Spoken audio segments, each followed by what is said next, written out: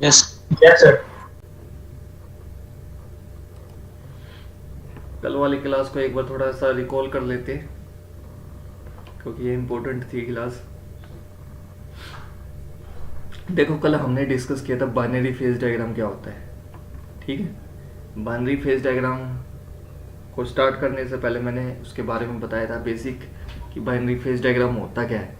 Binary phase diagram मैंने बताया था जिसके अंदर कंपोनेंट कितने हो, कोई भी बाइनरी सिस्टम होना चाहिए। बाइनरी सिस्टम कौन सा सिस्टम होता है? वो सिस्टम होता है जिसके अंदर नंबर ऑफ कंपोनेंट कितने प्रेजेंट होने चाहिए? 2 होने चाहिए। ठीक है, याद हो आप लोगों को? अगर पीछे और देखोगे, उससे पहले वाली क्लास में और देखोगे, तो मैंने ये सब डिस्कस किया हुआ है कि बाइनरी सिस्टम कौन सा होता है जिसमें 2 कंपोनेंट तो कौन? बाइनरी सिस्टम बोलते हैं उसको, जिसमें 2 कंपोनेंट हो। ठीक है, फिर मैंने बताया था वाई एक्सिस के अलोंग हम टेम्परेचर लेंगे, एक्स एक्सिस के अलोंग हम कंपोजिशन लेंगे। क्यों लेंगे? क्योंकि प्रेशर हमारा कांस्टेंट हो गया। इस टेम्परेचर को हम वेरी करेंगे और कंपोजिशन को वेरी करके हम फाइंड आउट कर सकते हैं डिफरेंट डिफरेंट टेम्परेचर पे हमारा फेज डायग्राम किस चीज़ की इंफॉर्मेशन देगा, इस चीज़ की इंफॉर्मेशन देगा। लाइक कहाँ क्रिस्टलाइजेशन हो रहा है, कहाँ फेज चेंज हो रहा है, कहाँ डेवलपमेंट हो रहा है माइक्रो स्ट्रक्चर का, और क्या क्या मैकेनिकल प्रॉपर्टीज़ आपकी माइक्रो स्ट्रक्चर की इम्प्रूव हुई है ऐसा करने से। और दूसरी बात मैंने बताया था फेज डायग्राम के अंदर होता क्या है, मेल्टिंग फिनोमिना है। मेल्टिंग फिनोमिना मीन्स कि इसमें हम लिक्विफाई करते हैं। ठीक है, जैसे मैंने आपको स्टार्टिंग से बताता आ रहा हूँ, पहले मटेरियल को हम किस स्टेट में लेते हैं। कोई भी मटेरियल आया होगा उससे पहले वो किस स्टेट में रहा होगा? लिक्विड स्टेट में रहा होगा, that is super heated state. ठीक है, सुपर हीटेड स्टेट में रहा होगा। उसके बाद क्या होता है? न्यूक्लिएशन प्रोसेस होता है, क्रिस्टलाइजेशन प्रोसेस होता है, फिर क्रिस्टल बनते हैं, सॉलिड मटेरियल मिलता है आपको। ठीक है, ये सब चीज़ हमने डिस्कस की हुई है लास्ट क्लासेस के अंदर। Binary phase unary phase diagram में कंपोनेंट कितना होता है? 1 होता है। इसके अंदर भी मैंने बताया, डिग्री ऑफ फ्रीडम का अच्छे से बताया हुआ है। बाई वेरिएंट कौन सा होता है, यूनी वेरिएंट कौन सा होता है, और इन वेरिएंट कौन सा होता है। ये सब पॉइंट हमारे उसके अंदर डिस्कस कर सकते हैं। जब आयरन कार्बन डायग्राम आएगा उसके अंदर ये पॉइंट्स हमें डिफाइन करने पड़ेंगे, इसलिए ये हमारे पॉइंट बड़े इंपॉर्टेंट है। इसलिए मैंने ये सब चीज़ें यहाँ डिस्कस करी है, कि फिर वहाँ आप मुँह लटकाओगे, सर इसको बाई वेरिएंट क्यों बोल रहे हैं, सर इनवेरिएंट क्यों बोल रहे हैं सर इसको। तो यहाँ मैंने आपके कंसेप्ट क्लियर कर दिया। डिग्री ऑफ फ्रीडम कितना होना चाहिए? 1 होगा तो यूनी, यूनी मतलब सिंगल होता है, बाई मतलब डबल होता है। जब डिग्री ऑफ फ्रीडम कितनी होगी? 2 होगी। जब इक्विलिब्रियम स्टेट में है, तीनों फेज क्या है? इक्विलिब्रियम स्टेट में है। अगर किसी भी पैरामीटर को चेंज करें प्रेशर और टेम्परेचर में से इंडिपेंडेंटली और सिमल्टेनियसली, तो आपका डिग्री ऑफ फ्रीडम कितना हो जाएगा? 0 हो जाएगा, क्योंकि किसी को भी चेंज करने से क्या हमारा फेज चेंज हो रहा है, इक्विलिब्रियम स्टेट है, डिस्टर्ब हो रही है, इसलिए डिग्री ऑफ फ्रीडम कितनी होगी? 0। और इस ऐसे पॉइंट को हम क्या बोलते हैं? जहां आपको इक्विलिब्रियम स्टेट मिलती है, ऐसे पॉइंट को क्या बोलते हैं? जितने भी फेजेस हैं सिस्टम के अंदर, जितने भी फेजेस हैं वो सारे के सारे इक्विलिब्रियम में हों, ऐसे पॉइंट को बोलेंगे invariant point. Is it clear? ठीक है, गिब्स फेस रूल बताया था मैंने। जब आपका सिंगल कंपोनेंट होगा सिस्टम के अंदर तो +2 ऐड करेंगे, क्योंकि टेम्परेचर प्रेशर दोनों होते हैं। फिर मैंने आपको बताया बाइनरी फेज डायग्राम के अंदर हम प्रेशर को हमेशा को कांस्टेंट लेते हैं। और दूसरी बात मैंने ये भी आपको बोल दिया था कि हमारे मटेरियल साइंस वाले सब्जेक्ट में, मेटलर्जी सब्जेक्ट के अंदर हम क्या करेंगे? हमेशा प्रेशर को कांस्टेंट एज्यूम करेंगे। जैसे मैंने आप लोगों को मैंने क्या, आप लोगों ने थर्मोडायनेमिक्स में पढ़ा होगा टीएस डायग्राम के अंदर हम प्रेशर कांस्टेंट ले रहे थे। हमने क्या कहता है, एक बर्तन के अंदर पानी ले लिया, उस पानी को ही हम गर्म करते हुए चले, और हम क्या कर रहे थे? लिक्विड को, सब कूल्ड लिक्विड को, अंडर कूल्ड लिक्विड को हम कन्वर्ट कर रहे थे किसके अंदर? सुपर हीटेड स्टेट के अंदर कन्वर्ट कर रहे थे। उसके अंदर हमें वेट रीजन मिल रहा था, सुपर हीटेड रीजन मिल रहा था, लिक्विड रीजन मिल रहा था। वो सब चीज़ हमने डिस्कस की थी। सब चीज़ किस प्रेशर पे हुई थी? कांस्टेंट प्रेशर पे। और that constant pressure is assumed to be 1 atmospheric। यही मानते हैं हम, जो भी हम कोई भी काम करते हैं। जैसे हमारा रूम टेम्परेचर हो गया 25 डिग्री हो गया, लाइक डैट ऐसे ही हमारी प्रेशर की कंडीशन जो हम लेते हैं, जैसे हमारे एटमॉस्फेयर में, तो एटमॉस्फेरिक प्रेशर लेंगे, दैट इज 1 एटमॉस्फेरिक प्रेशर कितना होता है? 301325, है ना। पढ़ी है ना ये वैल्यू? हाँ जी।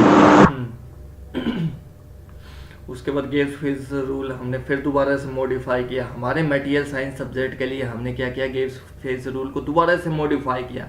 हमने कहा कि जब हमने प्रेशर को इंडिपेंडेंट ना मान के हमने इसको कांस्टेंट ही एज्यूम कर लिया, इसको हम चेंज ही नहीं कर सकते हैं, तो क्यों ना हम +2 ऐड किया हुआ था हमने, इसको हटा के 1 रख दें। क्योंकि पहले तो हमारे 2 पैरामीटर को रिप्रेजेंट कर रहा था, 2 इंडिपेंडेंट पैरामीटर को रिप्रेजेंट कर रहा था, टेम्परेचर और प्रेशर दोनों को हम चेंज कर रहे थे, तो हमारे हमने जो फेज डायग्राम बनाया था। बट अब क्या, टेम्परेचर को ही हम वेरी कर सकते हैं इंडिपेंडेंटली, क्योंकि प्रेशर हमने कांस्टेंट मान लिया। ठीक है, नंबर ऑफ कंपोनेंट हो गया, नंबर ऑफ फेज हो गया, डिग्री ऑफ फ्रीडम आप कैलकुलेट कर सकते हो। This gives phase rule, modified version of gives phase rule is using in our material science subject because we are taking pressure as a constant. Is it clear? फिर मैंने बताया ये binary phase diagram के अंदर ही बताया था, unary phase diagram में नहीं बताया, क्योंकि आपने थर्मोडायनेमिक्स में भी पढ़ा था। बट हमारे सब्जेक्ट के अंदर हम टेम्परेचर को ही इंडिपेंडेंट वेरिएबल मानेंगे, जिसको हम चेंज कर सकते हैं। बट सर वहाँ एक्स एक्सिस के अलोंग हमने टेम्परेचर माना था और वाई एक्सिस में प्रेशर अगर कांस्टेंट हो गया तो इसकी जगह क्या लेंगे, इसकी जगह टेम्परेचर को रखोगे प्रेशर की जगह, और टेम्परेचर की जगह क्या लोगे, एक्स एक्सिस में क्या लोगे, कंपोजिशन लोगे, क्योंकि हम और किस चीज को वेरी करेंगे। अब जो ये हमारा फेज डायग्राम बनेगा, इस एक्स वाई एक्सिस के अंदर जो फेज डायग्राम बनेगा वो क्या होगा, मेल्टिंग फिनोमिना को डिनोट करेगा या नहीं करेगा, मेल्टिंग फिनोमिना को। तो ये मेल्टिंग फिनोमिना ही तो फेज डायग्राम रिप्रेजेंट करता है, जो हमें इंफॉर्मेशन किस चीज की देगा, कहाँ पे फेज चेंज हो रहा है, कहाँ पे आपका कितना मेल्टिंग पॉइंट है, और सॉलिडिफिकेशन कहाँ पे हो रही है, क्या प्रॉपर्टीज हो रही है, कहाँ माइक्रोस्ट्रक्चर का डेवलपमेंट हो रहा है। माइक्रोस्ट्रक्चर मीन्स यूनिट सेल का development, FCC BCC like that. समझ गए बात आप लोग?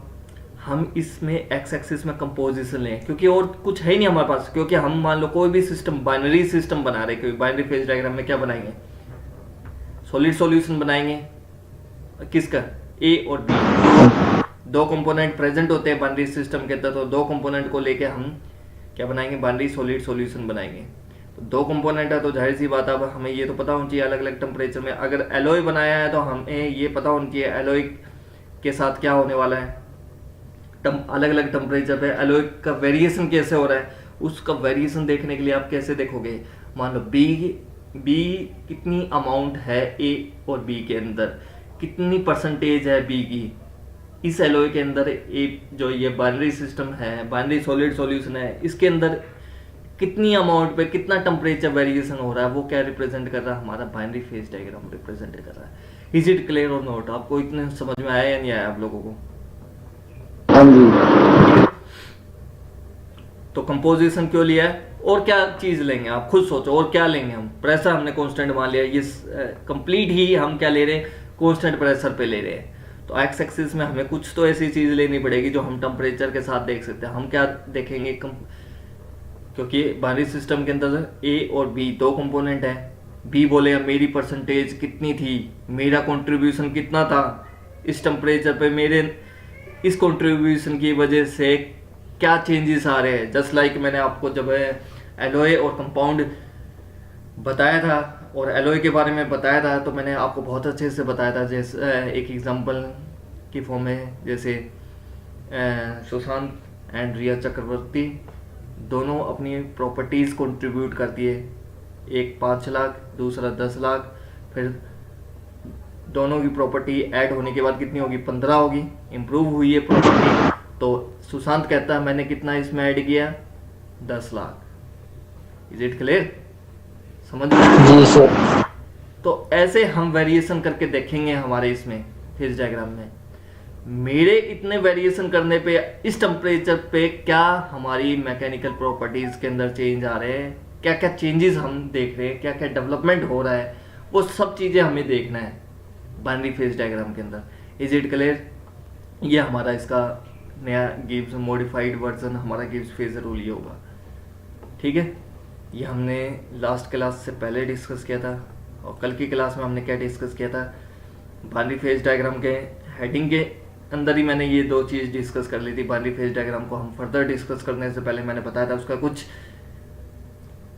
बेसिक कंसेप्ट डिस्कस कर लेते हैं। बाइनरी फेज डायग्राम को समझने के लिए पहले हम कूलिंग कर्व का बेसिक कंसेप्ट समझ लेते हैं। तो कूलिंग कर्व मैंने बताया था, कूलिंग कर्व क्या रिप्रेजेंट करता है? वो कर्व होता है जो हमें कब मिलता है? टेम्परेचर वर्सेस टाइम के बीच में हम कोई ग्राफ बनाते हैं, कोई कर्व बनाते हैं, ऐसे कर्व को हम क्या बोलते हैं? कूलिंग कर्व बोलते हैं। देखो बेसिकली ये कूलिंग कर्व क्या रिप्रेजेंट कर रहा है?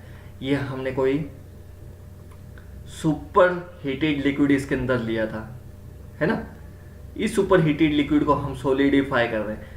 जो इसको ठंडा करने का प्रोसेस है, सुपर हीटेड लिक्विड को सॉलिडिफाई करना है हमें, अप टू रूम टेम्परेचर तक हमें सॉलिडिफाई करना है। तो क्या चेंजेस आ रहे हैं सुपर हीटेड लिक्विड से लेके जब वो सॉलिडिफाई हो रहा है, हमारा क्रिस्टल स्ट्रक्चर बन रहा है, एट रूम टेम्परेचर पे बन रहा है, तो उस इंस्टेंट से लेके और सुपर हीटेड लिक्विड से लेके क्या क्या चेंजेस आए हैं वो हम किसके अंदर रिप्रेजेंट करेंगे? टेम्परेचर वर्सेस टाइम के अंदर हम इसको रिप्रेजेंट करेंगे। टेम्परेचर वर्सेस टाइम के अंदर रिप्रेजेंट करेंगे। यही तो हमें बता रहा है कूलिंग कैसे हो रही है हमारी, प्योर मेटल की कैसे हो रही है, एलओए की कैसे हो रही है, सॉलिड सॉल्यूशन की कैसे हो रही है हमारी कूलिंग कर्व।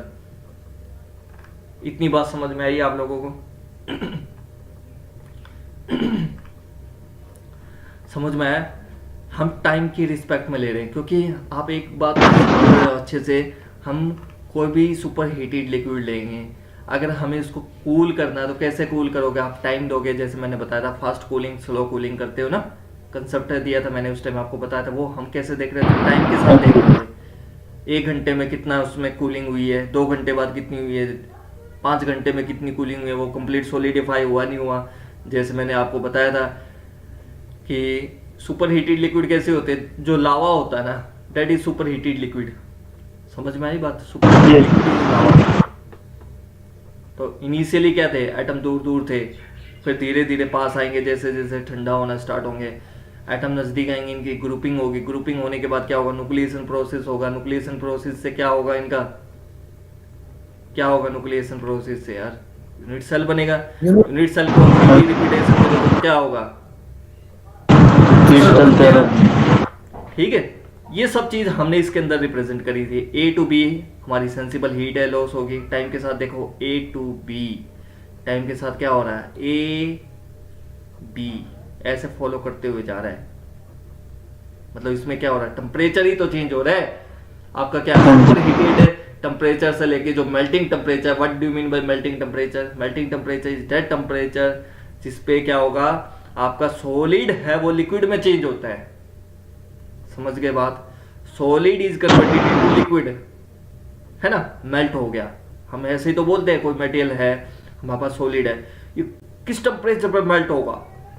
टीएम टेम्परेचर पर मेल्ट होगा। सॉलिड है वो लिक्विड में कन्वर्ट हो गया। तो मैं अब उल्टा चल रहा हूँ, यहाँ से हम लिक्विफाई कर रहे हैं, सॉरी सॉलिडिफाई कर रहे हैं।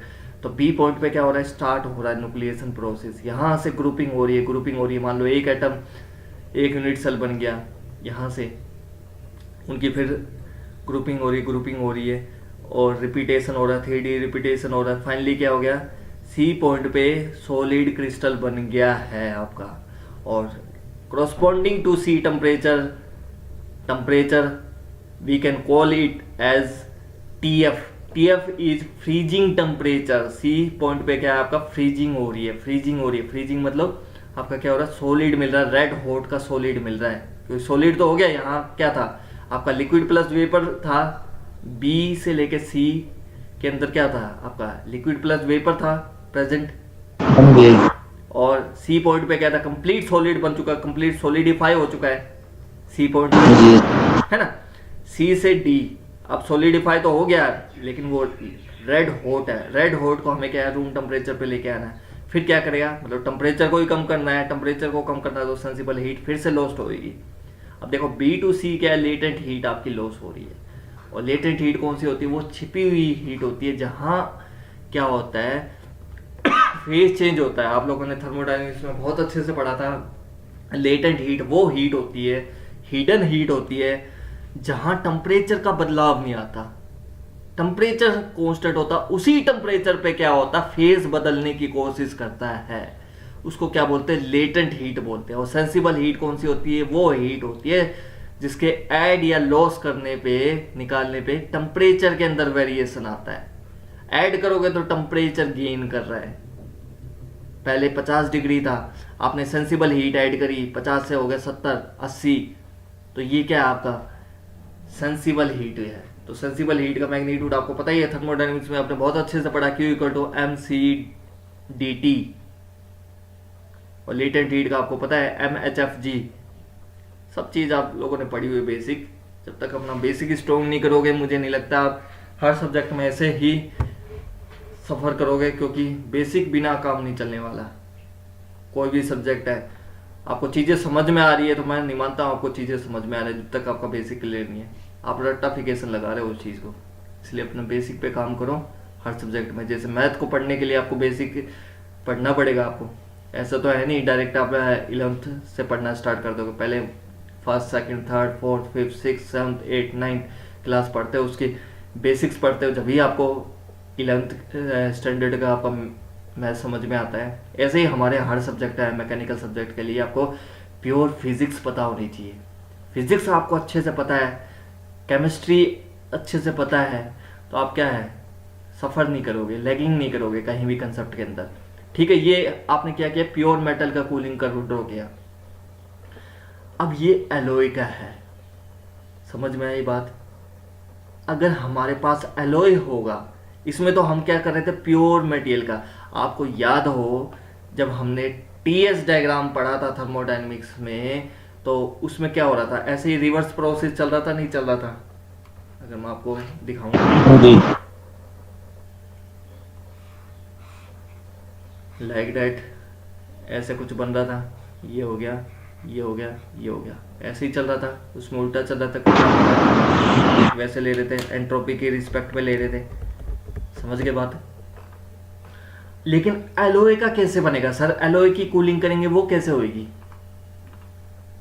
अब ये देखो, इसके अंदर हमने क्या ले लिया, सुपर हीटेड एलॉय ले लिया। क्या ले लिया, सुपर हीटेड एलॉय ले लिया। उसको हम क्या करेंगे, A to B कूलिंग करेंगे, सेंसिबल हीट लॉस हुई। B पॉइंट पे आपका न्यूक्लिएशन प्रोसेस स्टार्ट हो रहा है। बट यहां देखने वाली चीज क्या है, जो आपकी लेटेंट, क्योंकि लिक्विड से क्या है यहां सॉलिड बनना स्टार्ट हो रहा है। बी पॉइंट पे क्या सॉलिड का कुछ अमाउंट सॉलिड बनना स्टार्ट हुआ है। फिर भी लिक्विड तो है ही कुछ इसके अंदर, जैसे बी और सी के अंदर क्या था आपका, सॉलिड प्लस लिक्विड था। सी पॉइंट पे कंप्लीट सॉलिड बन रहा था, ये तो ऐसे ही यहाँ बी टू सी क्या हो रहा है, आपका लेटेंट हीट लॉस हो रही है। लेकिन समझने वाली बात है, आप ध्यान क्या रखोगे हमेशा, एलॉय के अंदर लेटेंट हीट कांस्टेंट टेम्परेचर पे कभी भी आपकी लेटेंट हीट लॉस नहीं होगी। लेटेंट हीट हमेशा लॉस होगी सम वेरिएशन ऑफ टेम्परेचर पे, जैसे सेंसिबल हीट में हो रही थी। कांस्टेंट टेम्परेचर पे आपकी लेटेंट हीट लॉस नहीं होगी। देखो लिक्विड सॉलिड में चेंज होना स्टार्ट हुआ है, मतलब बी पॉइंट पे फेज चेंज हो रहा है। इसका मतलब यहां कुछ ना, बी पॉइंट पे आपने क्या दी होगी, लेटेंट हीट दी होगी, जब भी तो ये इसमें कन्वर्ट हो गया।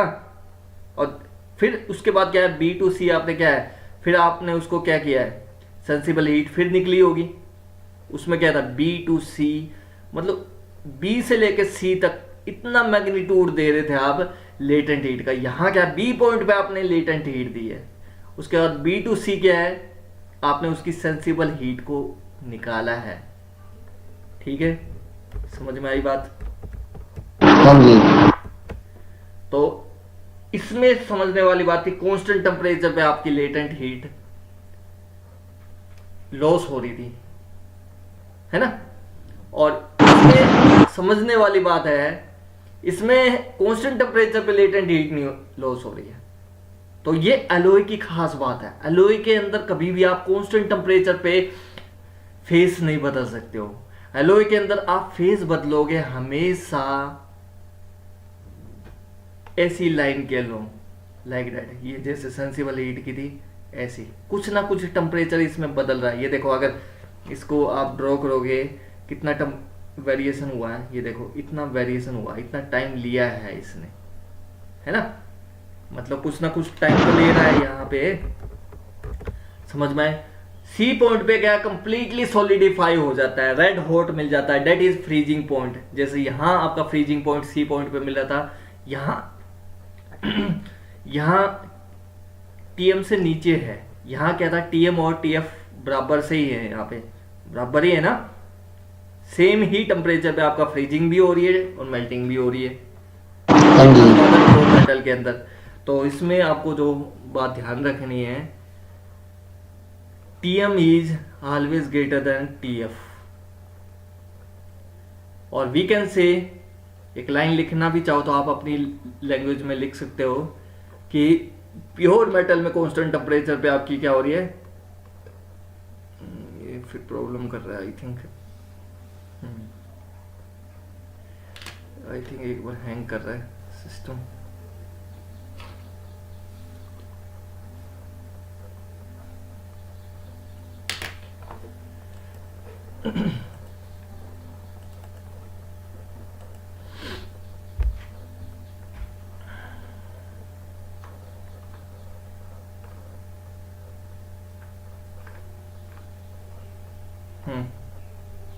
विजिबल। Yes sir. अब देखो, एक लाइन लिखना चाहो तो इसमें ये लिख सकते हो, हमेशा जो फेज चेंज होगा सॉलिड सॉल्यूशन के अंदर, एलॉय के अंदर, वो हमेशा एक टेम्परेचर रेंज के अंदर होगा। इसमें क्या है, एक कांस्टेंट टेम्परेचर पे चेंज होगा। प्योर मेटल के अंदर क्या है, आपका फेज चेंज होगा, वो क्या होगा, एक कांस्टेंट टेम्परेचर पे होगा। और सॉलिड सॉल्यूशन के अंदर क्या है, फेज चेंज होगा हमेशा एक टेम्परेचर रेंज के अंदर होगा, TM, between TM and TF. हाँ कुछ पूछ रहे थे क्या, कोई बोल रहा था पीछे? नहीं, वो टेम्परेचर रेंज पे ही बोल रहा था सर। टेम्परेचर रेंज के अंदर ही इसमें क्या होगा, फेज चेंज होगा एलओए के अंदर। समझ में आ गई बात आप लोगों को? फिर यहाँ फर्दर क्या है, आपकी सेंसिबल हीट निकलेगी सीडी से और आपका रूम टेम्परेचर में मिल जाएगा। सी पॉइंट पे क्या है, रेड हॉट आपको सॉलिड मिल जाएगा। रेड हॉट होगा तो उसको फिर और ठंडा करना पड़ेगा। ठंडा करने के लिए आपको क्या है, क्या करना पड़ेगा, सेंसिबल हीट निकालनी पड़ेगी। आप समझ रहे हो ना, ये हीट निकल कैसे रही है? जैसे मैंने आपको ये वेसल दिखाया तो जैसे आपको उस दिन बताया था, आपको ग्रेन बाउंड्रीज बन रही है, वो कैसे बन रही है, मतलब जहां इसको कंडक्शन मिल गया या कन्वेक्शन मिल गया, इन प्रोसेस से ही तो कूलिंग हो रही है। मतलब जिस भी बर्तन के अंदर आपने लिक्विड डाला है, तो जिस बर्तन के कांटेक्ट में होगा, फिजिकल कांटेक्ट में होगा, वो पहले सॉलिडिफाई होना स्टार्ट होगा ना, फिर धीरे धीरे मूव करता हुआ बीच में सॉलिडिफिकेशन होगा। ये बताया था ना स्लो कूलिंग में कैसे होगा, फास्ट कूलिंग में कैसे होगा, जब ग्रेन बाउंड्री का कंसेप्ट मैंने डिस्कस किया था। हाँ जी। निकलने के लिए क्या चाहिए, सरफेस एरिया चाहिए, नहीं चाहिए, कोई तो मीडियम चाहिए, that is conduction and convection. यही तो मीडियम है जिससे आप हीट करते हो। जैसे रेफ्रिजरेटर के अंदर आप ठंडा करते हो किसी फूड स्टोरेज को, तो कैसे ठंडा करते हो, कन्वेक्शन प्रोसेस से ही तो ठंडा करते हो। एयर सर्कुलेट करती रहती है, ठंडी एयर सर्कुलेट करती है, गर्म और ठंडे के बीच में क्या होता है, एयर एक्सचेंज होती है और उसको ठंडा करता है। समझ रहे हो बात? कन्वेक्शनल करंट भी बोलते हैं उसको। ये समझ में आ गया आप लोगों को अच्छे से? दोनों कर्व अच्छे समझ में आ गए कि एलॉय के अंदर कैसे फेज चेंज होगा, हमेशा एक टेम्परेचर रेंज के अंदर होगा, और प्योर मेटल में हमेशा कांस्टेंट टेम्परेचर में होगा। अभी सिर्फ इन दोनों की नीड थी मैंने, इसलिए ये कूलिंग कर्व प्योर मेटल का और एलॉय का मैंने बताया है। अभी जैसे इटैक्टिक कहाँ मिलेगा आपको, उस जैसे बुक में एक दो टॉपिक और इसमें दे रखे हैं कूलिंग कर्व का, एलॉय के अंदर ही उसमें दिए हुए हैं, वो अभी मैं डिस्कस नहीं कर रहा। उनकी जब जरूरत पड़ेगी, जिस फेज डायग्राम के अंदर उसकी जरूरत पड़ेगी, उसको वहीं डिस्कस करेंगे। अब इसकी यहाँ जरूरत पड़ने वाली है, इसलिए मैंने इनको यहाँ डिस्कस कर लिया। समझ में आ गई बात? अब देखो सर, प्योर मेटल का हम कूलिंग कर्व हमने समझ लिया सर, लेकिन सर हमारे मटेरियल साइंस के अंदर हम ये कूलिंग कर्व है प्योर मेटल, कौन से प्योर मेटल का हम कूलिंग कर्व ड्रॉ करने वाले हैं सर? प्योर आयरन का कूलिंग कर्व हम ड्रॉ करने वाले हैं। याद रखना, प्योर आयरन का आप कूलिंग कर ड्रॉ करोगे, जो आप पढ़ोगे मैंने बताया under the heading of allotropy of pure iron. बिल्कुल एग्जैक्ट आपको कर्व मिलेगा ऐसा,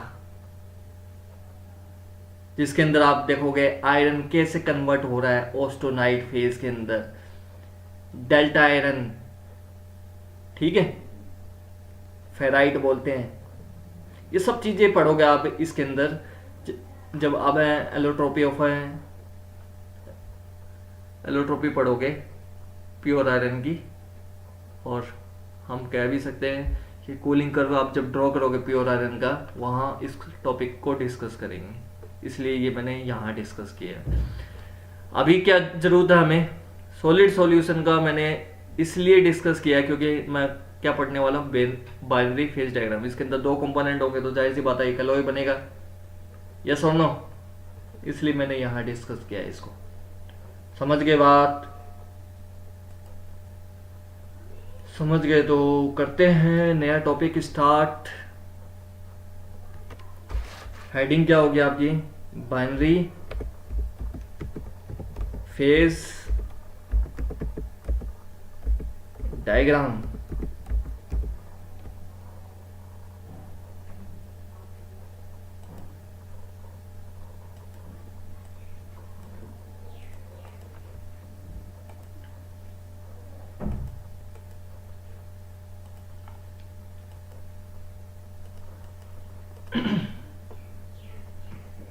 तो पहला एग्जांपल लेते हैं बाइनरी फेज डायग्राम का, that is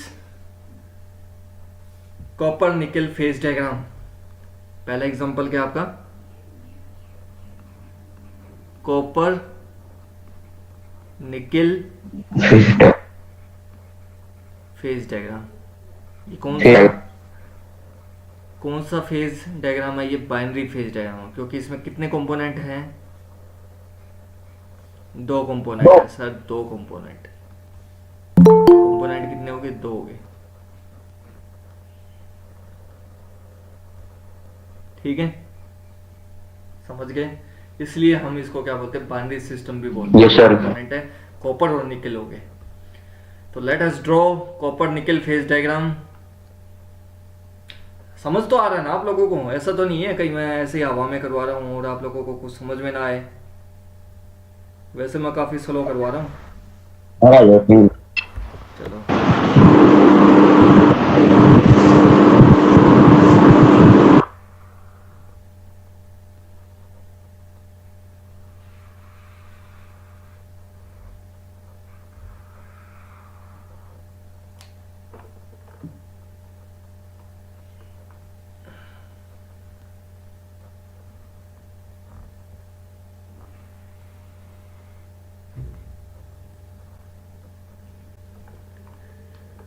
okay.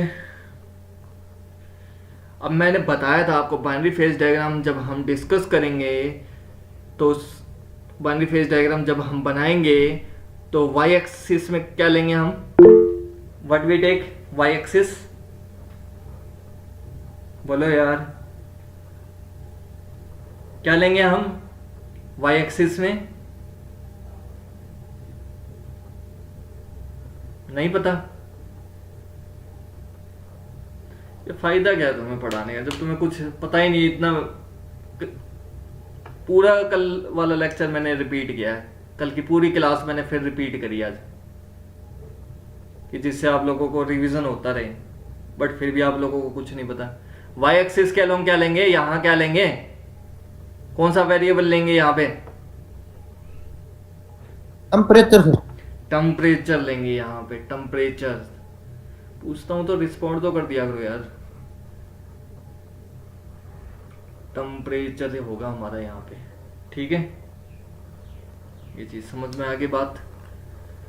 X axis में क्या लेंगे, प्रेशर। कौन कह रहा है प्रेशर, एक बार अपनी शक्ल दिखाना, टॉर्च मारे हुए स्टूडेंट पे जो प्रेशर कह रहा है उसको मैं दोबारा समझाता हूँ। ये कौन है यार, अभी तक ज्वाइन नहीं हुआ, Rahul. Sir Rahul FD section D का है सर। अच्छा है तो सही, लेकिन फिर चलो कोई नहीं। कौन सा स्टूडेंट था जो ये कह रहा था? शकल बताओ अपनी, टॉर्च मारो उसे। मैंने बोला था सर। आपने बोला?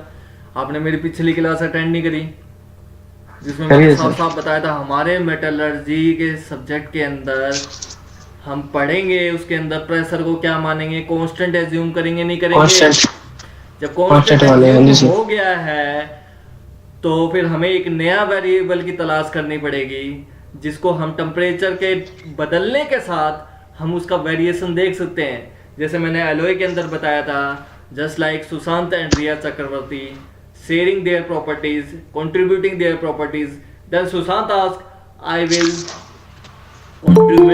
Will contribute that much quantity.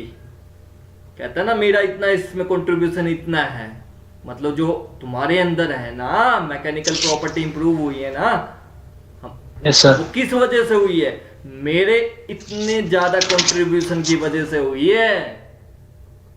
यही तो बात हम समझने की कोशिश कर रहे हैं। जब कॉपर और निकिल है, just like Sushant Sharma and रिया चक्रवर्ती, ये दोनों क्यों मिले हैं? क्यों मिले हैं और क्यों इकट्ठा रहने की कोशिश कर रहे हैं? क्यों एक सॉलिड सॉल्यूशन बनाने की कोशिश कर रहे हैं? कोई बताएगा मुझे? और why we are going to study copper nickel phase diagram?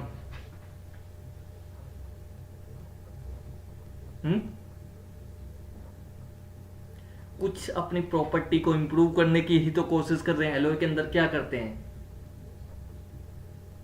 Property increase अपनी। हाँ, कॉपर कहता है लेट्स से मेरी प्रॉपर्टी एक्स है, मेरे अंदर ये खास बात है, एक्स प्रॉपर्टी है। निकिल कहता है मेरे अंदर वाई है खास बात। हमें तो एक ऐसा एलॉय चाहिए, कॉपर की भी प्रॉपर्टी चाहिए, निकिल की भी प्रॉपर्टी चाहिए, इसलिए हम क्या बना रहे हैं? एलॉय बना रहे हैं। अब हम ये देखना चाहते हैं कि जब हमने ये एलॉय बनाया था, जब इसका कंप्लीटली मेल्टिंग फिनोमिना से हम ये देखना चाहते हैं क्या क्या इस फेज डायग्राम के अंदर चेंजेस आ रहे हैं, क्या क्या प्रॉपर्टीज हमारी इंप्रूव हो रही हैं, माइक्रो स्ट्रक्चर का डेवलपमेंट कैसे हो रहा है, वो चीज ही तो देखना चाह रहे हैं इसके अंदर। तो जाहिर सी बात है सर, वाई एक्सिस में हमने टेम्परेचर ले लिया, एक्स एक्सिस के अंदर हम क्या ले रहे हैं सर? कंपोजिशन ले रहे हैं सर। एक्स एक्सिस में क्या ले रहे हैं? Composition. Composition sir, composition. Composition का मतलब क्या होता है? क्वांटिटी सर, कितनी क्वांटिटी ये करेगा। हाँ, कितनी अमाउंट की क्वांटिटी ले रहे हैं, कंपोजिशन। कंपोजिशन का एरो किस डायरेक्शन में है? इस डायरेक्शन में है। ये देखो ये डायरेक्शन है। इंक्रीजिंग कैसे हो रही है कंपोजिशन? ऐसे हो रही है। ध्यान दो, आपको मैं कुछ भी रटने नहीं दूंगा मेटलर्जी में जब तक मैं पढ़ा रहा हूं। मेरी कोशिश रहती है आपको जितना हो सके, जहां आपको याद करने की जरूरत पड़ेगी, जहां आपको क्रैमिंग करने की जरूरत होगी, मैं पहले ही बता दूंगा, यहां there is no need of any concept. यहां आपको ये चीजें याद करनी पड़ेंगी, तो वो मैं पहले ही बताता हूँ। जहां आपको कंसेप्ट की जरूरत है वहां मैं प्योरली आपको अच्छे से टाइम दे रहा हूं कि आपको वो कंसेप्ट क्लियर हो जाए। Concept clear, subject clear. समझ में आई बात? कंपोजिशन ले रहे हैं। अब हम कंपोजिशन ले रहे हैं तो एक बात बताना, कंपोजिशन मीन्स वेट बोल सकते हैं। What do mean by composition? Weight कितना है? जो एलॉय लिया हमने, कॉपर निकल का एलॉय लिया है, उसका वेट लेंगे। किसका वेट लेंगे? एक्स एक्सिस के अलोंग। एक्स एक्सिस में किसका वेट लेंगे? कॉपर का लेंगे या निकिल का लेंगे वेट?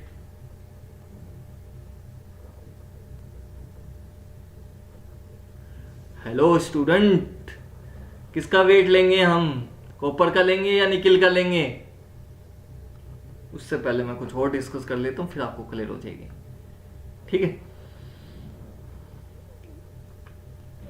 मुझे ये बताओ मेल्टिंग टेम्परेचर कितना होता है कॉपर का? What is the melting point of copper? Copper का मेल्टिंग पॉइंट कितना होता है? कितने टेम्परेचर पे सॉलिड कॉपर है वो लिक्विड में कन्वर्ट होता है? 1085 डिग्री सेंटीग्रेड। याद रखना इस वैल्यू को, 1085 degree centigrade. What is the melting point of sir nickel? Nickel का मेल्टिंग पॉइंट कितना होता है, ये याद रखनी है आपको वैल्यू। कॉपर का कितना होता है, 1085 डिग्री सेंटीग्रेड होता है, और निकिल आपको पता है इससे ज्यादा ही होगा। Nickel is about 1453 degree centigrade. याद हो गया आप लोगों को। कॉपर का मेल्टिंग पॉइंट कितना होगा, 1085 डिग्री। मतलब कहने का मतलब है सर 1085 डिग्री से नीचे आपके पास क्या था, सॉलिड कॉपर था। 1086 87 आपको क्या मिल गया सर, फेस बदल गया सर, फेस बदल गया। 1500 डिग्री पे निकल कैसा था सर, लिक्विड फॉर्म में था, लिक्विड फॉर्म में। 1453 से नीचे 1300 डिग्री पे क्या था निकल सर, सॉलिड था, सॉलिड था। इज इट क्लियर, समझ में आई बात आप लोगों को। तो let us right individual melting point क्या होगा इंडिविजुअली, से 1085 डिग्री सेंटीग्रेड। इसका कितना होगा निकिल का, यहां ले लेते।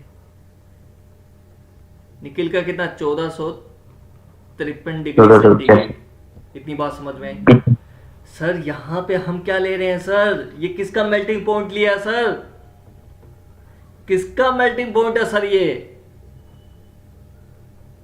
बोलो यार, किसका मेल्टिंग पॉइंट है ये, कॉपर का।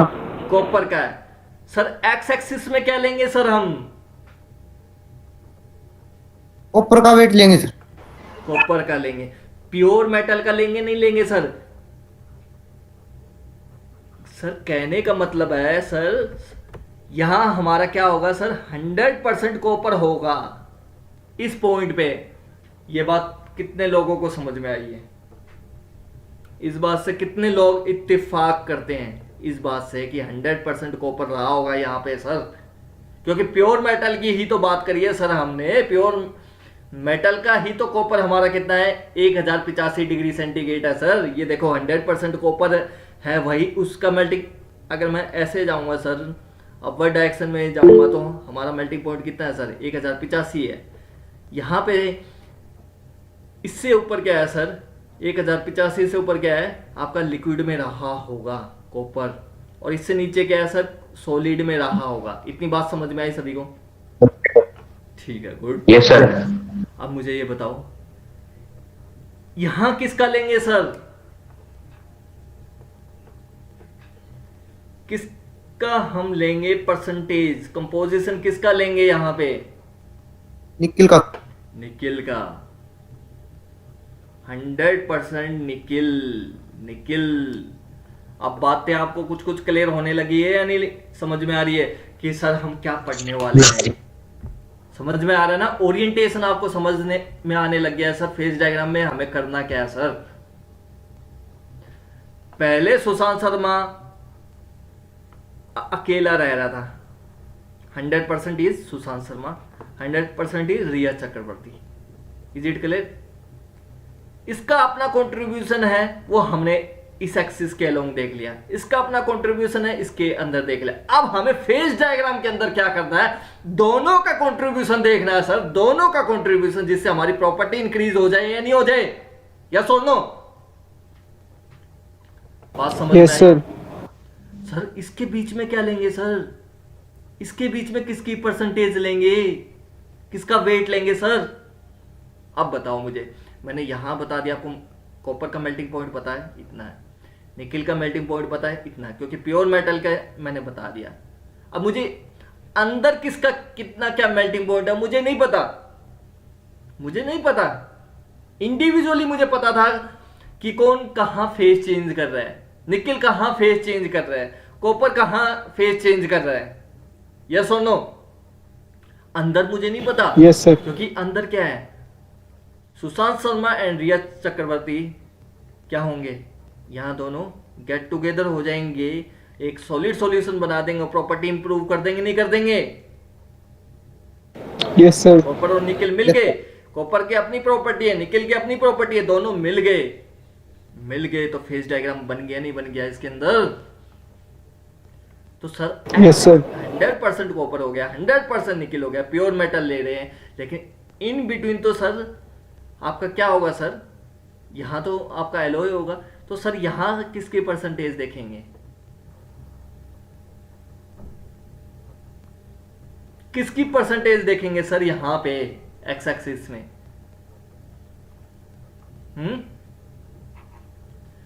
इन दोनों की सर। दोनों की देखोगे, बट आप एक बात समझो, ये कंपोजिशन का एरो समझ में आ रहा है आप लोगों को? एरो किस साइड इंक्रीज हो रहा है? कंपोजिशन यहां से ऐसे बढ़ता हुआ जा रहा है, ऐसे बढ़ता हुआ जा रहा है, और 100% निकल यहां पे हो रहा है सर। यहां कॉपर जब 100% था, निकल कितना था सर? 0%। यहां गया क्योंकि कंपोजिशन ऐसे इंक्रीज हो रहा है सर, ऐसे इंक्रीज हो रहा है कंपोजिशन। इसका मतलब सर यहां रहा होगा तो निकल का कुछ अमाउंट बढ़ा होगा, निकल और ऐड किया। आप फील करके देखो ना, पहले अकेला सुशांत रह रहा था, जैसे ही रिया चक्रवर्ती आई सुशांत शर्मा की लाइफ में, तो उसने अपनी प्रॉपर्टी कुछ ऐड करी, यहां पे ऐड करी, ऐड करी, ऐड करी, इतना कंट्रीब्यूशन किया, उतना कंट्रीब्यूशन किया। अकेले में कितना था? इतना। उसके इतना ऐड करने से इसके अंदर क्या हो रहा है, फेज डायग्राम के अंदर, वो चीज हमें देखनी है। समझ में आई बात या नहीं आई? तो हम यहां किसकी परसेंटेज देखेंगे, किसकी देखेंगे, किसकी देखेंगे? आप बता दो यार प्लीज। अब नहीं बताया तो इसका मतलब कोई फायदा नहीं है मुझसे पढ़ने का। किसकी परसेंटेज देखेंगे? निकिल की सर। निकिल की, गुड, निकिल की परसेंटेज देखेंगे। समझ में आ गया? वेट किसका देखें? निकिल का। तो मैं ड्रॉ कर लेता हूँ, कुछ वैल्यूज से ड्रॉ कर लेता हूँ। ऐसा नहीं है कि 5%, 6%, ऐसा नहीं, मैं 20-20 का गैप लेके कर लेता हूँ। यहाँ कितना हो गया? 20% क्या है? निकिल है। मतलब 20% हिस्सा उसने अपना दिया रिया चक्रवर्ती ने कॉपर को। अब कॉपर अकेला नहीं रहा, उसके बाद उसका क्या वेरिएशन आ रहा है वो हमें देखना है। उसके बाद 50% ले लो, 20, 40, 50 ले लो, कोई बीच में वैल्यू होगी।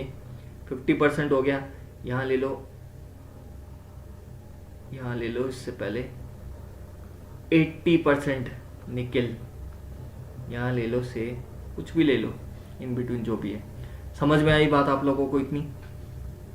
इज इट क्लियर और नॉट? Yes sir. देखो वेट ऐसे ही तो बढ़ रहा है निकिल का। अब यहां अंडरस्टूड है सर, निकिल अपना 20% दे रहा है, तो जाहिर सी बात है कॉपर को अपना रिड्यूस करना पड़ेगा। टोटल कितना होना चाहिए? 100 होना चाहिए। तो कॉपर कितना रहा होगा? 80%। 80%, 80% सर। कंट्रीब्यूशन हो गया यहाँ पे। 80% निकल रहा होगा तो 20% ये हो गया। 100% निकल रहा होगा तो कॉपर का कंट्रीब्यूशन कितना हो गया? 0%। स्टडी कर सकते हो आप, इस तरीके से एनालाइज कर पा रहे हो ना? अब देखो, ध्यान से देखना, अब इसको बहुत ही हम बढ़िया तरीके से करने वाले हैं कंसेप्चुअली।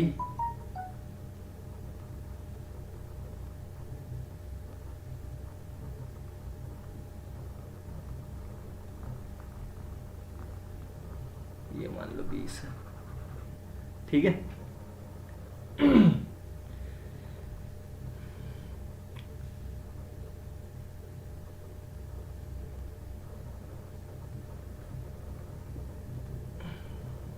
मैं इनकी क्रॉसपॉन्डिंग लाइनें जरूर ड्रॉ कर दूं, जिससे मुझे रिप्रेजेंटेशन में आसानी रहे। हम क्या डिस्कस करने वाले हैं, ठीक है? इसकी भी मैं रिप्रेजेंट कर दूं, जिससे आपको क्लैरिटी रहे इस टेम्परेचर के क्रॉसपॉन्डिंग क्या हो रहा है। Okay sir. अब देखो, मुझे नहीं लगता अब कुछ बचा है इसमें, क्योंकि ऑलमोस्ट तो आप लोगों को सब चीज़ मैं करवा ही चुका हूँ। फेज डायग्राम का, एलॉय का मैंने बता ही दिया। लेट्स से एज्यूम किया जब 20% निकल था, 20% इसमें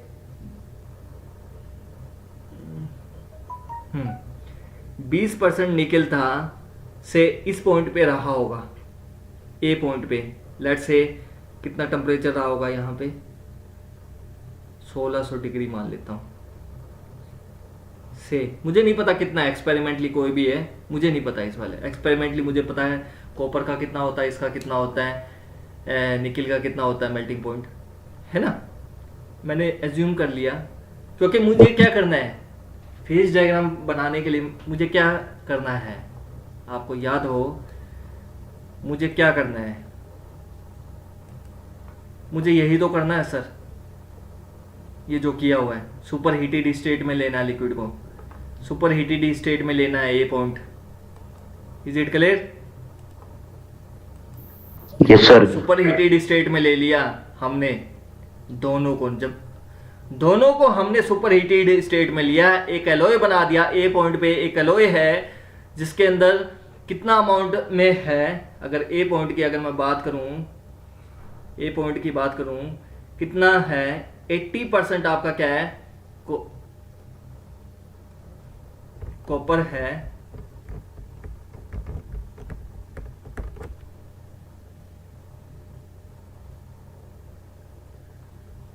लैगिंग कर रहा है कुछ आज। 80% कॉपर है, 20% क्या आपका निकल है। समझ में आई? ए पॉइंट पे टेम्परेचर कितना है, 1600 डिग्री। सेम मैंने माना है, मुझे नहीं पता कितना है क्योंकि सुपर हीटेड होगा, इससे ज़्यादा ही होगा, है ना।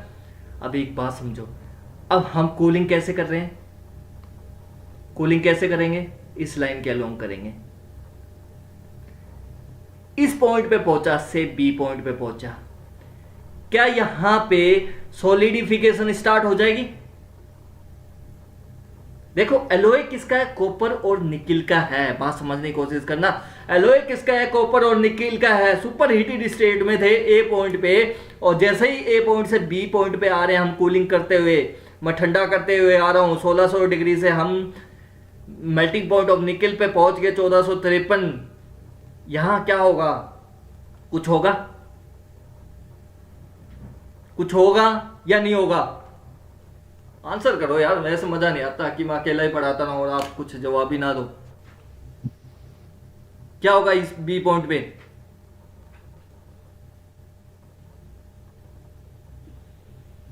अगर ऐसे ही पढ़ाना है तो मैं 10 मिनट में करवा के निकलता हूं इसको, जब आपको कुछ रिस्पॉन्ड ही नहीं करना तो। बी पॉइंट पे क्या होगा, न्यूक्लिएशन प्रोसेस स्टार्ट होगा सर। किसका न्यूक्लिएशन प्रोसेस स्टार्ट होगा?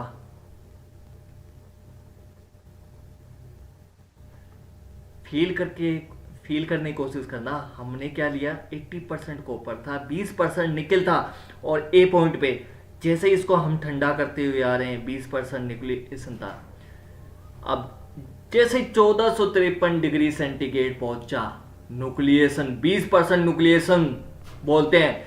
We want nucleation, we want nucleation, we want nucleation. कौन कहता है? ये निकिल कहता है। बट कॉपर कहता है no no no, there is no nucleation, there is no nucleation. क्यों? क्योंकि न्यूक्लिएशन तो 1085 पे होना चाहिए, क्योंकि मेरा न्यूक्लिएशन कहां पे होगा, 1085 पे होगा। बट निकिल कहता है नहीं, वी वांट न्यूक्लिएशन, मतलब सॉलिड बनना यहां से स्टार्ट होना चाहिए।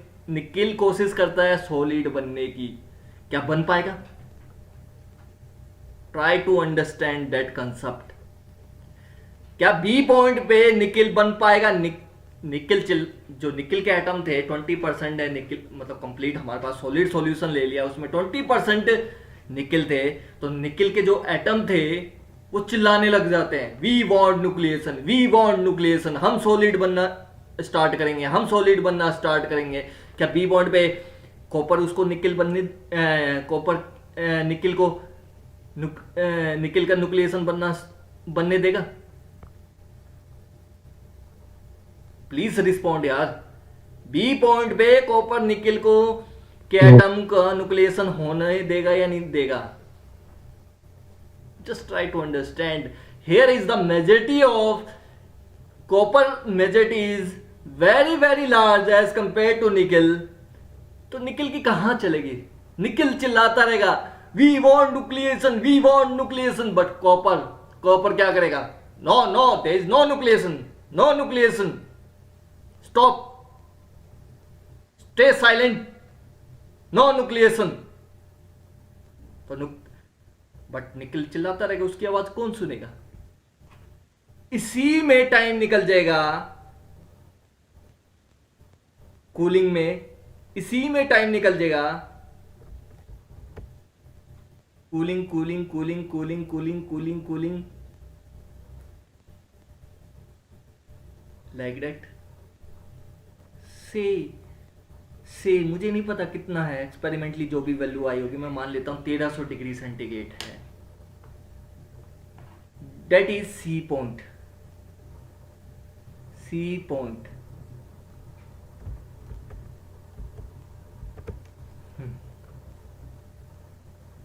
ये क्या हो गया आपका सी पॉइंट है, 1300 डिग्री सेंटीग्रेड। अब जैसे ही बी पॉइंट पे निकिल आवाज उठाना स्टार्ट करते हैं, sir we want nucleation but the copper majority is very very large as compare to nickel majority. तो निकिल की कहां चलेगी? कॉपर कहता है stay silent, don't move, don't try to solidify, don't try to forming nucleation, don't try to forming unit cell. Atom को बोलता है silent होके बैठ जाओ अपनी जगह। Copper majority is very large, जिसका न्यूक्लिएशन प्रोसेस 1085 डिग्री सेंटीग्रेड पे होना था और उसकी मेजॉरिटी बी पॉइंट पे ज्यादा होने की वजह से वो निकिल को चुप तो करवा देता है, लेकिन आवाज दबाने से भी नहीं दबती, आपको अच्छे से पता है। आज आप आवाज दबाओगे फिर मेजॉरिटी में आएंगे, फिर मेजॉरिटी में आएंगे निकिल, फिर मेजॉरिटी में आएंगे और फिर आवाज उठाएंगे, फिर सॉलिडिफिकेशन स्टार्ट करेंगे। जैसे ही बी टू सी पॉइंट पहुंचते हैं, सी पॉइंट पे पहुंचते हैं, यहां पे क्या होगा? टीएम टेम्परेचर, यहां पे फेज बदलना स्टार्ट हो जाएगा, यहां पे न्यूक्लिएशन प्रोसेस स्टार्ट हो जाएगा। सी पॉइंट पे क्या हो जाएगा? न्यूक्लिएशन प्रोसेस स्टार्ट हो जाएगा।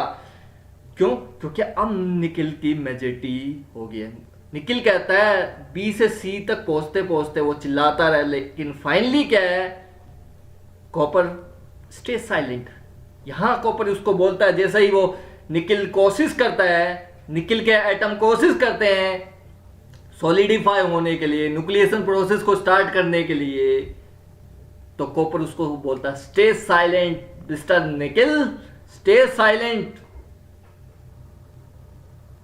क्योंकि मेरा न्यूक्लिएशन प्रोसेस स्टार्ट होगा 1085 पे, बट क्योंकि इसकी मेजॉरिटी कम होने की वजह से बी पॉइंट पे, इसकी मेजॉरिटी कम होने की वजह से बी पॉइंट पे इसका फ्रीजिंग हो ही नहीं पाएगा। तो ये इसको फॉलो करते हुए जाएगा, इसको फॉलो करते हुए जाएगा। Is it clear? इसको फॉलो करते हुए जाएगा। Have you clear? C point पे इसका आ गया मेल्टिंग पॉइंट, बट अब निकिल की मेजॉरिटी बढ़ने लगी, कितने तक बर्दाश्त कर पाएगा? क्योंकि कॉपर ने एक बार बोल दिया उसको, ठीक है। जैसे ही सी पॉइंट पे 1300 डिग्री सेंटीग्रेड पे पहुंचे, कॉपर साइलेंट हो जाता है। निकिल यहां से क्या होता है? यहां से क्या होता है? न्यूक्लिएशन प्रोसेस स्टार्ट होता है। अब मुझे ये बताओ, सी पॉइंट पे न्यूक्लिएशन अकेले निकिल का ही होगा या कॉपर का भी होगा? दोनों का होगा, क्योंकि यहां सॉलिड सॉल्यूशन बन चुका है ना। उस सॉलिड सॉल्यूशन में बी पॉइंट पे निकिल चिल्लाता रहता है कि मेरा तो मेल्टिंग टेम्परेचर 1453 है, मैं तो यहीं पे न्यूक्लिएशन स्टार्ट करूंगा। बट कॉपर बोलता मेरा तो 1085 है, stay silent mister nickel, stay silent. तो उसको साइलेंट कर देता है, बट ज्यादा देर तक साइलेंट नहीं कर पाया, क्योंकि कॉपर अब साइलेंट हो जाता है। बट इनका तो सॉल्यूशन है सी पॉइंट पे कॉपर निकिल की पहली ड्रॉप कह सकते हो, पहला न्यूक्लिएशन प्रोसेस यहां स्टार्ट होता है। यहां से सी पॉइंट से नीचे क्या है आपका? न्यूक्लिएशन बनना स्टार्ट होता है, न्यूक्लिएशन प्रोसेस होता है, यूनिट सेल बन रहा है, यूनिट सेल बन रहा है, यूनिट सेल बन रहा है।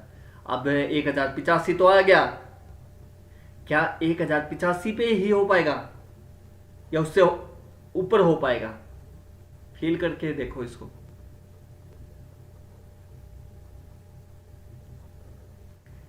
एक 1085 पे कंप्लीट कॉपर को बनना है, 80% कॉपर है, 80% इज कॉपर, मतलब 100% होगा तो कंप्लीट सॉलिडिफाई 1085 पे होगा।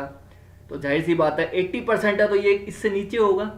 अब निकिल बोलता है रुक जाओ रुक जाओ, मैं भी तो तुम्हारे साथ प्रेजेंट हूँ। अब तुम्हारे अकेले की मनमानी थोड़ी चलेगी। मैंने भी तो अपनी प्रॉपर्टी, अपना शेयर कंट्रीब्यूशन इसमें ऐड किया है। अकेले रहते तो कोई प्रॉब्लम नहीं थी, अकेले थे, तुम अपनी प्रॉपर्टी को कैसे भी यूज करो।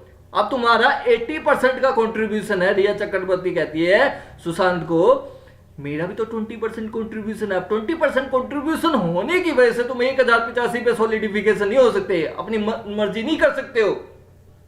अब निखिल उसको मन मर्जी नहीं करने देता। Then it will track like that. यहां कहीं जाके इसका क्या होता है, से डी पॉइंट, ये हो गया आपका डी पॉइंट। तो यहां जाके आपका क्या हो रहा है, फ्रीजिंग टेम्परेचर हो रहा है। TF is freezing temperature. Is it clear और नॉट? बोलो यार, समझ में आई बात आप लोगों को? सर एक बार क्विक रिवीजन करा दो इसकी फिर से एक बारी। यार ऐसा है करण, क्विक रीजन का मेरे पास अभी टाइम नहीं है, कल की क्लास में करवा दूंगा, क्योंकि मुझे ठीक है, 9-10 तक है ना, मुझे आज वाइंड अप करना है क्लास को 9-10 तक। ठीक है, मुझे भी कोई कुछ वर्क है। अभी फिलहाल इसको समझने की कोशिश करो, कल मैं फिर रिपीट करवा दूंगा।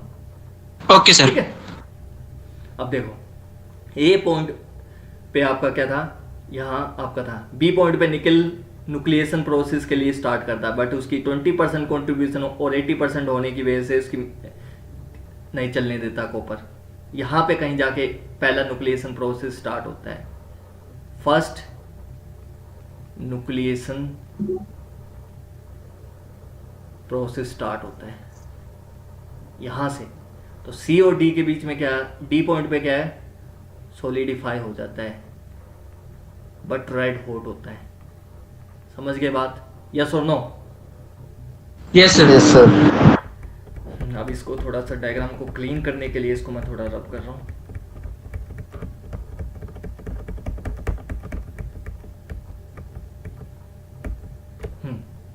अब फील करने की कोशिश करना। अब और इसमें से टेम्परेचर लूज करेगा तो यहाँ कहीं जाके इसका रूम टेम्परेचर आ जाएगा। Is it clear? इससे हमें कोई मतलब नहीं है। अब समझो, जब 20% था, जैसे जैसे निकल का कंट्रीब्यूशन बढ़ाएंगे तो हमारा मेल्टिंग टेम्परेचर बढ़ता जाएगा, नहीं बढ़ता जाएगा? ऐसा स्लोप नहीं मिलेगा हमें, लाइक दैट, ऐसा ऐसा ऐसा। Is it clear? Yes sir. इससे ऊपर ही तो मिलेगा। जब मान लो 40% निकल रहा होगा, यहाँ पे 40% रहा होगा, तो अब निखिल, रिया चक्रवर्ती क्या बोलेगी सुशांत को, अब तो मेरा 40% आ गया, अब तुम्हारी मन मर्जी नहीं चलने दूंगी मैं। पहले तुम्हारे पास कंट्रीब्यूशन ज्यादा था तो तुम अपनी मन मर्जी कर सकते थे, अदरवाइज तुम जा सकते हो। यार ये फिर प्रॉब्लम आ गई।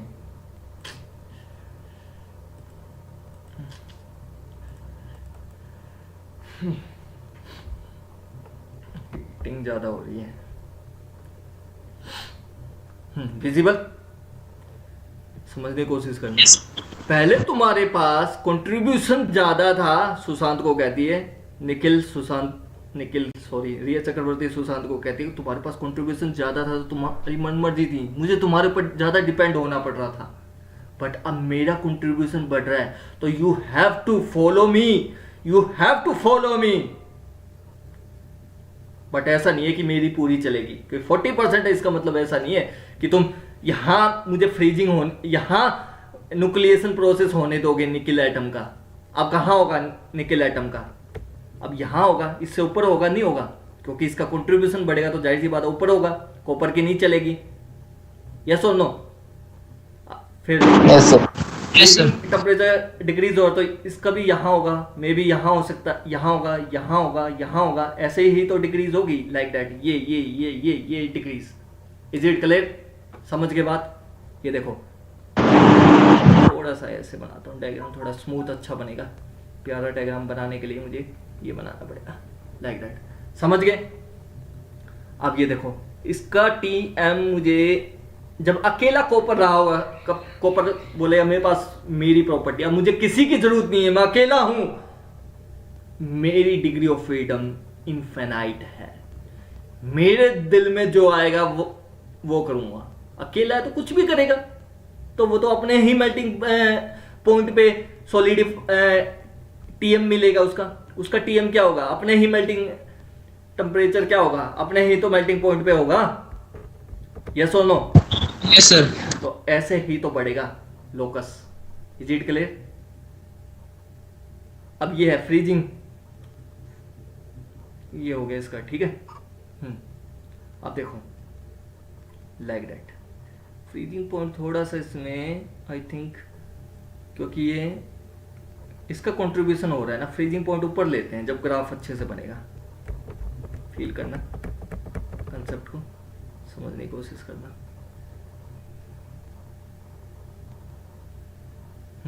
क्योंकि ग्राफ को हमें सेंस वही निकलेगा, इससे ऊपर ले लेते हैं, क्योंकि 1085 पे तो वो है, क्योंकि इसका भी तो कंट्रीब्यूशन आया निकल का, ऑलमोस्ट यहाँ कहीं होगा, यहाँ कहीं होगा। थोड़ा सा ऊपर ले लेता हूँ ग्राफ की यूनिफॉर्मिटी को बनाने के लिए, समझ गए ना बात। इससे थोड़ा सा नीचे ले लेता हूँ मैं, से ये पॉइंट हो गया, थोड़ा सा ग्राफ की यूनिफॉर्मिटी को बनाने के लिए। ये क्या हो गया आपका TF, लाइक दैट, समझ गए। यहीं सॉलिड बन रहा है और यहीं आपका लिक्विड बन रहा है। अकेला था, जब कॉपर अकेला था तो 1085 से ऊपर लिक्विड, 1085 से नीचे कंप्लीट। देखो प्योर मेटल का हमने डिस्कस किया है, फ्रीजिंग पॉइंट और हम कह सकते हैं फ्रीजिंग टेम्परेचर और मेल्टिंग टेम्परेचर दोनों सेम होते हैं, होते नहीं होते? तो यही होगा, नहीं होगा आपका? बोलो यार। Yes sir. समझ गए ना बात? Now let us draw a diagram. आप इन सभी लोकस को आप ज्वाइन कर दो, कोशिश करो कि मेरा तो यूनिफॉर्मिटी में नहीं बन पा रहा है, तो आप यूनिफॉर्मिटी में बनाने की कोशिश करो इसको।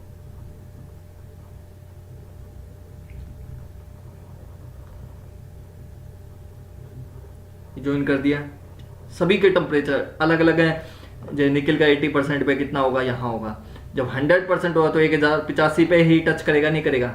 यहाँ 1085 पे टच कर रहा है, लाइक दैट। समझ के बात? Yes sir. कल मैं रिवीजन दोबारा करवा दूंगा, घबराने की जरूरत नहीं है आपको, मैं समझा के चलूंगा एक एक चीज। अब ये देखो, यहां से जाते हुए जाते जाते जाते जाते जाते जाते जाते जाते जाते जाते जाते जाते ऐसा बना देगा। अब फ्रीजिंग पॉइंट ऊपर जा खिसकता जाएगा, जैसे जैसे निकल का कंट्रीब्यूशन बढ़ता गया, बढ़ता गया। थोड़ा सा और अच्छे से डायग्राम बनाना है, टाइम की लैकिंग की वजह से इस डायग्राम को मैं इतना स्मूथली नहीं बना पा रहा।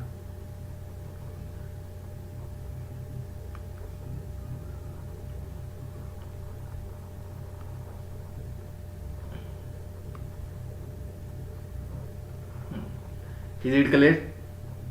समझ में आया? अब मुझे ये बताओ, लेट्स से A B, नहीं यार ये वही नाम दे दिया, बस ठीक है। ये है, इस कर्व से पहले इसका मैं कुछ और नाम दे देता हूं। क्या नाम दूं आप बताओ? लेट P, लेट Q, ठीक है, और इसके बीच में ले लो P Q R S, ठीक है। अब हमें कर्व पता है। अब मुझे ये बताओ, above P R S P R Q आपको क्या मिलेगा? लिक्विड मिलेगा, एलोए का। Yes sir. Below PSQ, below PSQ क्या मिलेगा आपको? सॉलिड। सॉलिड मिलेगा। इन बिटवीन पी आर, इस क्लोज कर्व के अंदर क्या मिलेगा? Solid. PRQSP, इसके अंदर क्या मिलेगा? इस सॉलिड। हाँ, सॉलिड प्लस लिक्विड। लिक्विड, दोनों चीज मिलेगी ना, solid plus liquid. Yes sir. Solid plus liquid. इसको अगर मुझे शॉर्ट फॉर्म में लिखना है तो क्या लिखूंगा? Liquid plus alpha. Alpha is representing solid phase, alpha representing solid phase. समझ गए बात? Is it clear?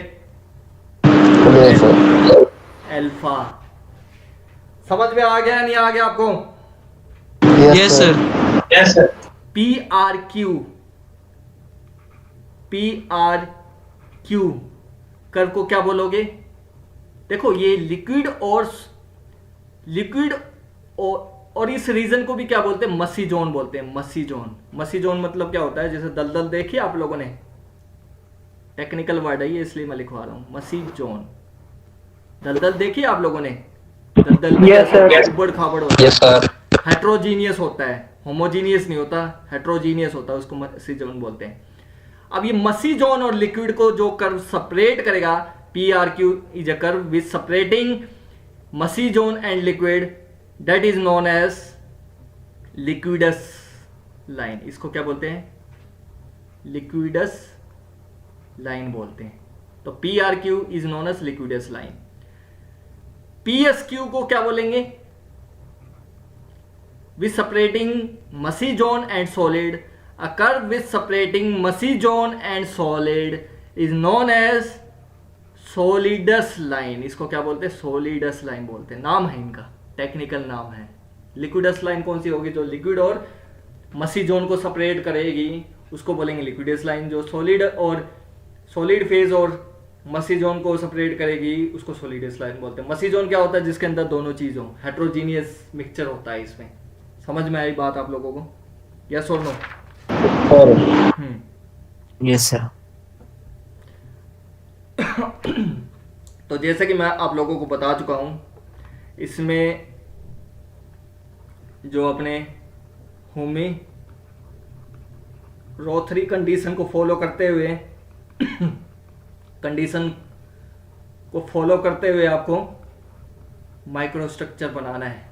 समझ गए ना? माइक्रोस्ट्रक्चर बनेगा, माइक्रोस्ट्रक्चर डेवलपमेंट होगा आपका। इसको जैसे मैंने बताया है कि ऊपर वाली कितनी थी? छह कंडीशन थी ना इसमें, हुमेरो 3 कंडीशंस।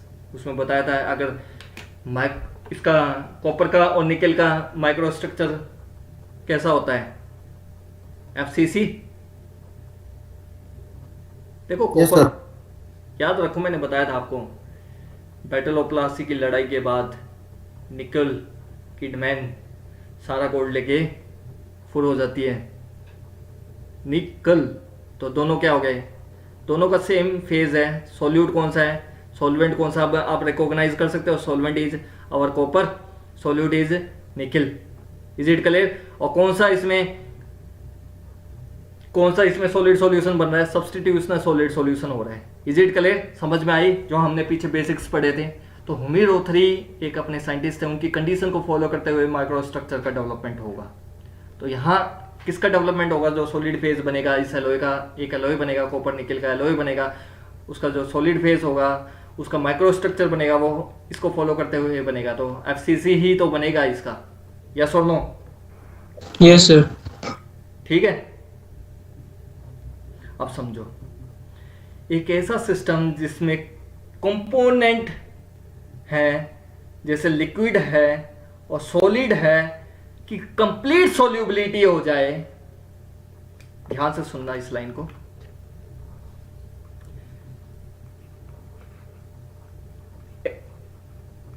कोई ऐसा सिस्टम जिसके अंदर liquid as well as solid की कंप्लीट सॉल्युबिलिटी हो जाए, कंप्लीट सॉल्युबिलिटी हो जाए, तो ऐसे सिस्टम को हम क्या बोलेंगे? Isomorphous system. Is it clear?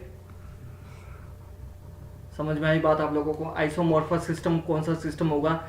वो सिस्टम है सर जिसके अंदर लिक्विड और सॉलिड है वो कंप्लीट सोल्यूबल हो जाए।